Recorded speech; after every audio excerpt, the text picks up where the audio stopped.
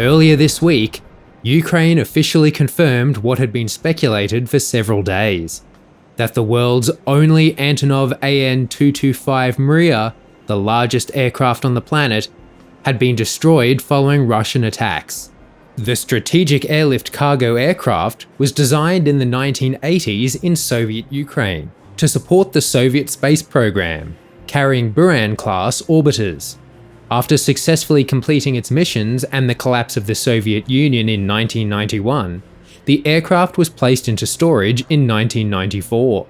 In 2001, it was restored and went on to set various records for load carried, heaviest single cargo item ever sent by air freight, and longest piece of air cargo.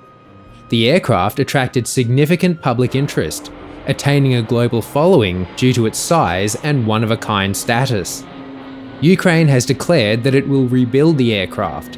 However, the Antonov company has posted to Twitter saying they can't comment on the status of the airframe until the remains have been inspected by experts. Following up on last week's story about airspace closures to Russian aircraft, since then, the rest of the European Union, Canada, and the United States have all now banned Russian flights from their airspace. Longtime rivals Airbus and Boeing have teamed up to cut off parts supply to Russian operators, with Boeing also closing its Kiev office temporarily. Records show that there are almost 340 Airbus and 300 Boeing aircraft in service in Russia. After foreign aircraft owners threatened to recall aircraft leased to Russian carriers, reports circulated that Russia is planning to perform a forced purchase of foreign leased aircraft. Or, if that doesn't work, Russian air carriers will act on the simple maxim: you want it, come take it. In more positive news this week, the International Air Transport Association, IATA, has released their predictions on airline passenger numbers for the coming years.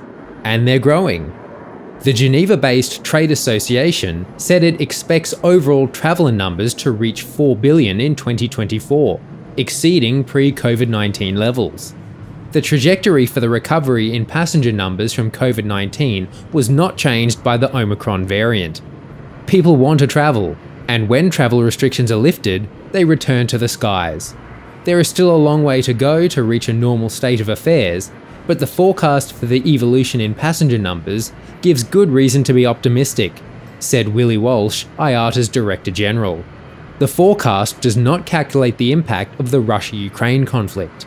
In general, air transport is resilient against shocks, and this conflict is unlikely to impact the long-term growth of air transport. The impact on airline costs as a result of fluctuations in energy prices or rerouting to avoid Russian airspace could have broader implications. Consumer confidence and economic activity are likely to be impacted even outside of Eastern Europe. In the press release, IATA reiterates its call for the removal of all travel barriers, including quarantine and testing, for those fully vaccinated with a WHO-approved vaccine. Pre-departure antigen testing to enable quarantine-free travel for non-vaccinated travellers. Removing all travel bans, and accelerating the easing of travel restrictions in recognition that travellers pose no greater risk for COVID-19 spread than already exists in the general population.